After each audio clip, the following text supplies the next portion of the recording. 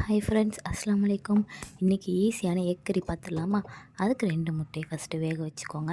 இதுக்கு நம்மளுக்கு தேவையானது 2 வெங்காயம், 2 தக்காளி. அதை ஃபஸ்ட்டு வெங்காயம் எண்ணெயில் போட்டு நல்லா வதக்கிக்கலாம். வதக்கினதுக்கப்புறம் மேலாப்பில் கொஞ்சம் கருவேப்பிலை தூவி விட்டுக்கோங்க. கருவேப்பிலை போட்டதுக்கப்புறமா இதுக்கு தேவையான அளவு 1 ஸ்பூன் இஞ்சி பூண்டு பேஸ்ட்டு தேவை.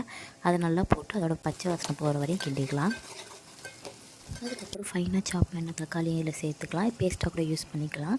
இது நல்லா கிண்டிட்டு இதுக்கு 2 பச்சை மிளகா, காரத்துக்கு ஏற்ற மாதிரி மிளகாத்தூள், மஞ்சத்தூளை ஆட் பண்ணிவிட்டு நல்லா கிண்டிக்கலாம். இதோட சீக்ரெட் இன்க்ரீடியண்ட்டே நம்ம செக் மார்க்கோட 65 பொடி இதில் ஆட் பண்ணிங்கன்னா டேஸ்ட்டு சூப்பராகவே இருக்கும்.